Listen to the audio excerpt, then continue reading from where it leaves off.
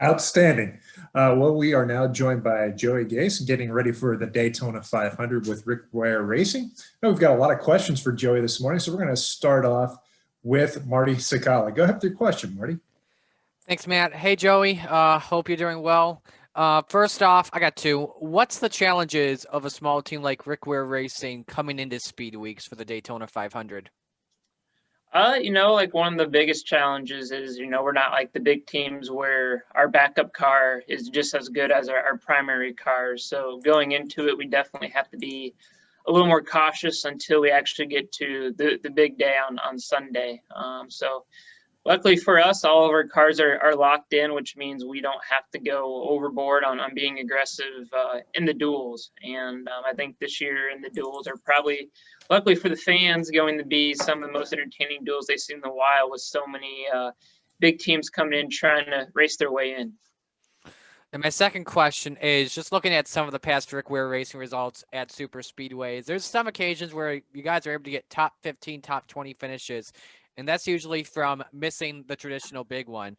So my question is, when that big one occurs in the Daytona 500, where would you like to be to try and help Rick Ware Racing get a good finish? In a perfect world, we either like to be in front of it or straight away back. It's the hardest thing, with the 500 being a long race and comparing the Cup races to the Xfinity races is the Xfinity race, it's so easy just to hang back until the stages are done. On the Cup side, you can't do that. You have to be in some sort of draft, at least a 5 to 10 car pack, or you're going to go laps down because the stages are too long. So it's a really, really hard balancing act for sure to be able to do that. But you never know when the big one's going to happen, or if there's multiple. Sometimes it doesn't happen until 5 to go, and then the race never gets over. And sometimes it's the whole race. So it's a really hard balancing act on where exactly you want to be. And we always try to work together as a team, but that's always easier said than done. Thanks for your time, man. Have a great speed weeks. Thank you. Our next question is going to come from Anton Reskiv. Go ahead with your question, Anton. Thanks, Matt. Good morning, Joey. This Daytona 500 is going to be your third in your Cup Series career. How does it feel to come back to the Great American Race? It feels great. The 500 is, a dream come true. The funnest time I've ever had in my career was in 2017, which was my first Daytona 500 start. And we had a really good car and the Cup side, and also on the Xfinity side, we had an awesome day with our small and funded team on that as well. But each time you can run the 500, the environment and the atmosphere, and all the wise watching, there's really nothing to that you can compare it to. And you always hope that you can put your name on the map by having a really, really good day. Thanks. Wishing you all the best for this season. Thank you. Our next question is going to come from Mark Garrow. Go ahead with the question, Mark. Okay. There we go. Joey, good morning. In general, what's like on the Cup Series for a team that fights to find the budget to get there week in and week out, as opposed to, some of these bigger teams that their cup runneth over, so to speak? One of the hardest things is just being able to prepare, because you never know exactly how much funding you're maybe going to have for the whole season or going into a race. So right now, I'm not going to lie, everything's pretty last minute for us as far as sponsors, but not only that, getting the car prepared. Our engine just showed up to the shop yesterday, and we got to be on the track a week from yesterday. So it's getting everything ready to go. But I will say, it's great to see that we are way farther ahead at this point in time than we were last year at this time. So Rick's been doing a lot of things to try to make that better and improve the team as a whole. And I hope a lot of people will see those improvements here at the beginning of the year. Joey, last year, some of the drivers that are running up front took a lot of pot shots at some of the guys with the smaller budget teams. How big of a concern is that of yours, just kind of, I don't know, lack of better term, stay out of the way or stay out of the limelight or stay out of the controversy of being involved somehow with one of those guys or one of those teams? You know, not very much. You know, we're all out there in the same race, and they have it a hell of a lot easier than we do.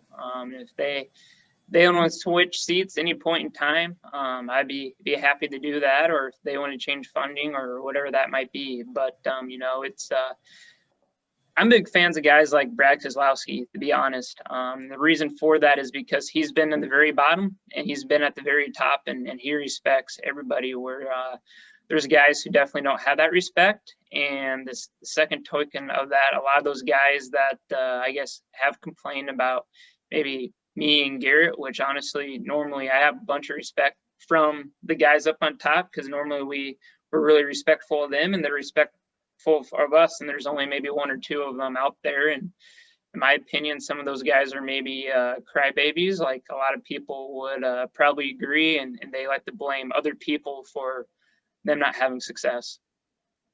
It seems to me right now there's a little bit of an edge, you know, to your answer. I mean, have there been times you get pretty fired up by the criticism? I hope most people would. We're all competitors. So do you take this personal? I think I've already answered that.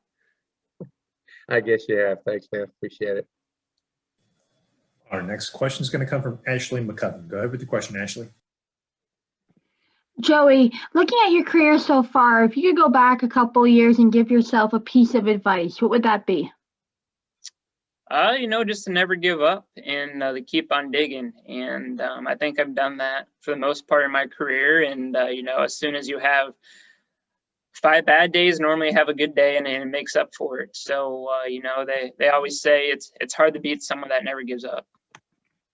And building off what Mark Garrow was asking, it could possibly the idea of, like, have you reached out to some of those individuals for conversation and maybe talk about things? You know, there's really not normally a whole lot to talk about, and you know, one minute they're in a good mood, and the next minute they're in a bad mood. So it's some of them, you know, they're just kind of a lost cause, and sometimes, unfortunately. But you know, one of the coolest things that I always go back in my career and remember is in 2015, I was racing the Cup race in Richmond, and we had to get in on time when I was driving for Go Fast Racing, and I think I qualified 31st, and there was like 47 cars, and that was an amazing day. And then it got ruined the next day by a top driver who needed a caution because he was about ready to go a lap down, and I just passed his teammate for position. And we had a little bit of a confrontation the following week, and the next week was Talladega, and we were both in the top 10, and I beat him coming the line in an under budget team. So, you know, it's little things like that make you feel good. Thank you. Our next question is going to come from Zach Albert. Go ahead with the question, Zach. Thanks, Matt, and good morning, Joey. Rick Ware Racing has kind of billed itself as the biggest little team in motorsports, and it seems like that is growing a little bit, you know, in recent years with, you know, some sports car endeavors and also now an IndyCar partnership that's happening. Do you feel like there's things that are growing, you know, even beyond some of the NASCAR side of things? And have you lobbied to give any of those other series a try? You know, my main focus right now is definitely the cup side of things. But, you know, it's if you go back 5 years ago from now and see where Rick was with his team and where he is now, it's definitely amazing to see how far he's come. And you said it, you know, they're the biggest little team in motorsports on how many cars take to the racetrack on the Cup side, and then the Xfinity side, and sports cars, and now IndyCar. And it's it definitely, you know, it can be a little more of a hassle on some ways, but in a lot of ways, you know, it brings way more people to an organization and sponsors, and can put the team in the light a little bit more as well. So it's a great way to bring more partners and more eyes to the team. Great, thank you. Our next question is going to come from Garrett with the Gas and Go podcast. Go ahead with the question, Garrett. Hey, Joey, good to talk to you, and thanks for Matt for letting me ask here. Joey, you talked about the search for sponsorship earlier. As a smaller team, what do you see as the climate or interest from potential sponsors out there looking to invest into NASCAR? You know, there's a lot of different things, and especially going to the Daytona 500, there's nothing better than being a a little team being able to beat the big teams and kind of having that light on you. And, I feel there's a lot of ways, and myself personally, as my whole career, I think we do a lot of things that go above and beyond for our sponsors than maybe what a big team would do. It's my well-being, and if we don't have those sponsors, I can't race and I can't put food on the table for my wife, Jason and Carson. So, it's something that I make sure we go above and beyond for, which I definitely do. And it's something that Rick definitely does for all his sponsors as well. Are you going to continue your partnership with Donate Life this year? Yep, absolutely. We'll be teaming up. Our first race with them will be in Vegas, and that'll be with Nevada Donor Network. So we'll be having Donate Life in the car a lot this year, and that's something that's definitely near and dear to my part, and been a long time partner, and something that I truly care a lot about. Our next question is going to come from Dustin Long. Go ahead with the question, Dustin. Thanks. Joey, just to kind of continue on that, is with that program, with the Donate Life and the organ donors, and I know that the history there for your involvement, what does that mean in how much, hearing these stories and the experiences? I know it was different last year with people not being able to be at the track, but obviously, that's such a highly personal thing, more so for you than maybe other people, what that experience is like and how it kind of ties back to home. Yeah, it's something I'm super thankful for, because, you're always thankful for any sponsorship you get. But, for me, especially that one, because it's something that I truly care about. And, because of my mom passing away and being an organ donor is something that's really close to me. So it's something I truly care about, which obviously makes me do a better job of promoting that. But, all the different stories you hear from people, that you meet at the racetrack, there's one story, there's actually a safety worker at Las Vegas Motor Speedway that came up to me last year and shared with me that this was his first year back being a safety worker, and that he was actually a lung recipient. And, he shared how big a fan he was of me, and so thankful, because, the people who are on that wait list, if they don't get a transplant, unfortunately, their life won't be able to continue. So it's so cool to hear those stories and see how much it really truly means to them. And, when I met him, he was so excited, and he made sure to call his wife and all that kind of stuff. So it's, like you said, it's definitely been tough with COVID, not being able to have those families and our honorary families at the racetrack with us. But the one bright side of COVID that actually allowed us to do was our Handprints of Hope events virtually, where, it's normally would maybe get 50 to 200 people at an event with the car in person. But by doing it virtually, we're able to have thousands of people participate, and they can do it from anywhere, including a hospital bed. So it made those people that normally couldn't participate able to participate. And if I'm not mistaken, and correct me if I'm wrong, have you've met a couple of people that were received organ donors from your mother? Is that right? A couple people over the years, and is it a case of, I know that there were many more, but are you still searching to try to contact more, or what that experience is like? Yeah, she was able to help 66 people, which was amazing to us. I thought it was gonna be 3 or 4. I didn't know a whole lot about organ donation, and we're kind of thrown into it. But we were fortunate enough to actually meet 2 of my mom's recipients. One being her kidney, and the other one being her liver. And I think people only think about the one person that they're helping when they're a donor, but they don't think about all the different people that person has a connection with. So it's a huge ripple effect. And, when I was able to meet them and their family and their friends and see how thankful everybody was, it really put that into perspective. But yeah, we're definitely hoping to meet more of our recipients. And, I've heard stories of 20 years down the road, people finally are able to connect and meet. So it's something that's definitely really cool and special. And one big surprise I had in championship weekend in Phoenix last year with our virtual Handprints of Hope was us putting all the handprints on the car, and one of my mom's recipients actually participated in that. So that was something that gave me goosebumps and was a huge surprise to me. Thank you. Our next question is going to come from Bob Pockers. Go ahead with the question, Bob. Yeah, Joey, when you were talking about the criticism from from a couple of drivers, but I'm curious, like, do you hear from other drivers when that criticism happens? Like, do you get support from other drivers? You normally do, especially the drivers from the smaller teams and those guys that have been on smaller teams in the past, especially, sometimes you get a finger from someone when they come by, and other times you get a nice wave when they come by too. So it's, just like anything, normally you only hear about the bad stuff and you never hear about the good stuff. And if you do make a mistake on the track and you know that somebody's frustrated, do you go talk to them? Do you try to explain what happened, or do you just not deal with it?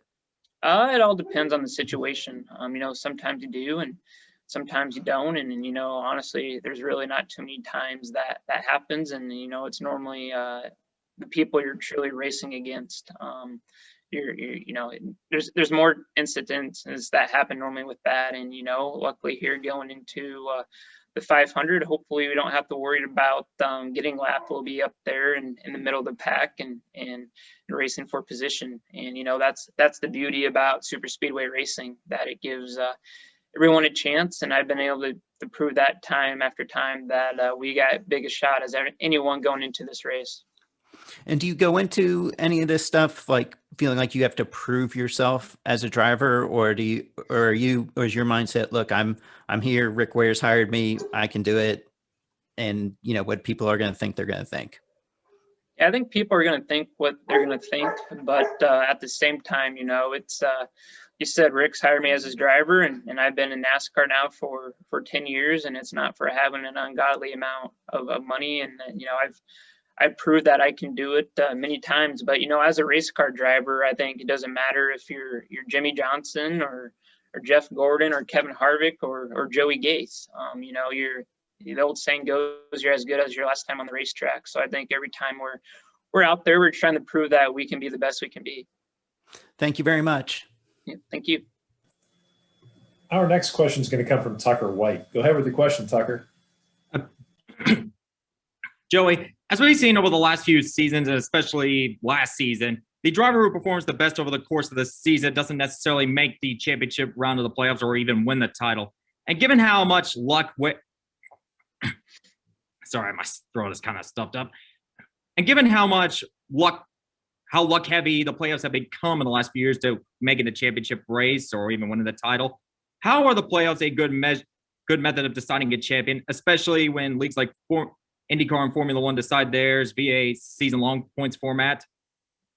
I think it's a good way, and I definitely like the tradition route, but I think the playoffs, how they are now, is also great because it was the coolest thing I thought ever a couple years ago when Ryan Newman made it into the final round without winning a race. I think Matt Crafton, 2 years ago, won the championship without winning a race too. So it shows that if you're consistently really good, even though if you don't win, you still can win the championship. And if you happen to be really good on some races and you're good under pressure, you can do it as well. So I think it's it's a great way. And one thing I always like to give my dad crap for is that he won the championship at our home track in a modified without ever winning a race. So you got to be consistent. And I think that's something that's really important. And I don't think a lot of people realize that you still can win a championship without winning a race, even with the current platform. All right, thank you. Our next question is going to come from Marty Sikala. Go ahead with the question, Marty. Thanks, Matt. Joey, you were just talking about with Mark earlier how you've got respect for guys that have been at the bottom of the game to the top of the game, like Brad Keselowski. Ross Chastain's now going in there into 2020 in the number 42 machine, and you've raced with him back when he was with JD Motorsports in 2015. What of a positive message do you want to give out to Ross for the respect? Ross and I have definitely had our runs in a time or two throughout our career, but it's cool to see no matter what path you have had someone that has made it up there, and I hope he can show all the big guys what the little guys can do in the equal equipment. And, you know, one that I really enjoy and that I think has done an awesome job is Matt Dedbetto. You know, he's someone else that's literally gone from a starting park team to getting a full-time Xfinity ride to just keep working his way up and to, you know, now we're racing for the Wood Brothers. Thank you, Joey. Well, Joey, we really appreciate you taking the time this morning, and good luck on February 14th with the Great American Race. All right. Thank you so much, guys. Take care.